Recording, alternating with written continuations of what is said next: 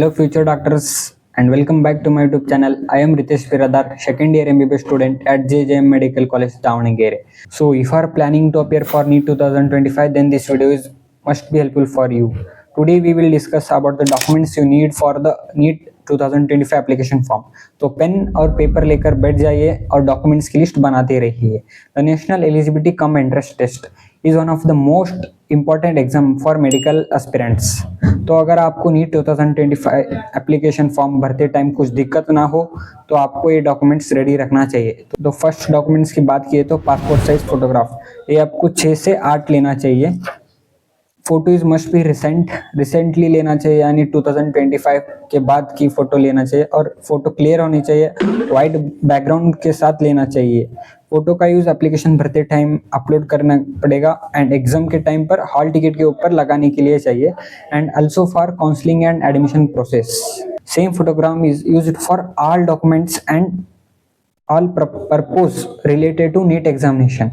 और फोटो के नीचे साइड अपना नाम और जिस दिन हम फोटो लेते हैं ना उस दिन की डेट मेंशन करना पड़ेगा. हमें फोटो करना पड़ेगा. अपलोड करने के लिए हमें फोटो की साइज जो है ना 10 KB से 200 KB के बीच में होना चाहिए. एंड सेकेंड डॉक्यूमेंट जो है पोस्ट कार्ड साइज, यानी सिमिलर टू जो पासपोर्ट साइज फोटो लेता ना वैसे ही सेम होनी चाहिए, लेकिन उसकी साइज जो 4:6 रेशियो पे चाहिए. थर्ड डॉक्यूमेंट्स की बात किए तो signature, it must be done on white paper using a black pen and signature scan करके अपलोड करना पड़ता है. इसके लिए इसकी साइज जो है ना 4 KB से 30 KB के बीच होनी चाहिए. और फोर्थ जो है ना left hand and right hand finger and thumb impressions blue ink pad use करके हमें अपलोड करना पड़ेगा. इस फाइल की साइज जो है 10 KB से 200 KB के बीच में होना चाहिए, तो ये भी डॉक्यूमेंट अपलोड हो जाता है. अगर इसकी साइज 10 KB से 200 KB के बीच में है तो ही डॉक्यूमेंट्स अपलोड होता है. ध्यान रखिए जब हम डॉक्यूमेंट्स अपलोड करते टाइम उसकी साइज भी जरूरी है. फिफ्थ डॉक्यूमेंट इज क्लास 10 का मार्कशीट एंड पासिंग सर्टिफिकेट, जिसके ऊपर आपका डेट ऑफ बर्थ मेंशन हो. और सिक्स्थ डॉक्यूमेंट है, अगर आपके पास 11 के कुछ सर्टिफिकेट्स है यानी मार्क्स कार्ड है तो आप इंफॉर्मेशन डाल सकते हैं. 11th के बारे में कुछ इंफॉर्मेशन ज़्यादा जरूरी नहीं है. Seventh document is class 12 marksheet. अगर आप ड्रॉपर हो तो, अगर आप फ्रेश हो यानी 12th स्टैंडर्ड में पढ़ रहे हो तो आपके बोर्ड के एडमिट कार्ड के बारे में इंफॉर्मेशन डालना पड़ेगा. एग्जाम हॉल टिकट इंफॉर्मेशन देना पड़ेगा.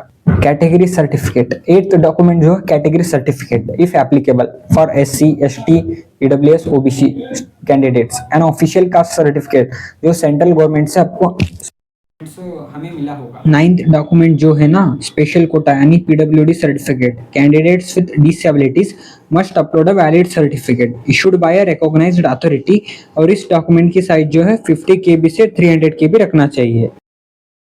10th डॉक्यूमेंट जो है valid ID proof, Aadhaar card, passport, voter ID, driving licence और एनी अदर गवर्नमेंट अप्रूव्ड. इसमें से आपको एक ही डॉक्यूमेंट लगेगा. अगर आपके पास आधार कार्ड है तो वही डाल दो. आधार कार्ड ही सिर्फ आधार कार्ड आपको नीट एग्जाम के टाइम जब जाते हो ना नीट एग्जाम देने के लिए तभी भी आधार कार्ड लगेगा, इसलिए मैं तो बोलता हूँ आधार कार्ड दे दीजिए.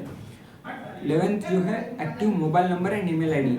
आपको 2 मोबाइल नंबर्स लगेंगे और 2 ईमेल आईडी लगेंगे. जो मेन है ना आपके पास रहता है हमेशा OTPs आते हैं, कुछ नीट एग्जाम के बारे में कुछ इन्फॉर्मेशन आते हैं, सेंटर किधर आया, फिर अपना रिजल्ट आता है ईमेल आईडी पे. इसलिए आप active mobile number and email ID रखा करो, क्योंकि फाइनल स्कोर कार्ड जो नीट एग्जाम का है हमें ईमेल पर मिलता है.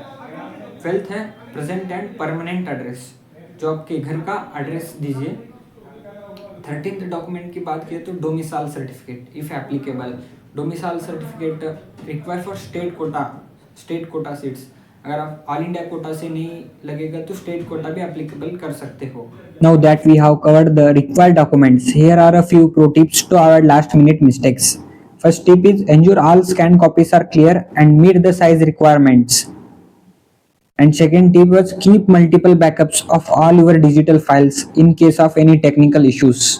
Third tip is double check all details before submitting the form to avoid mistakes.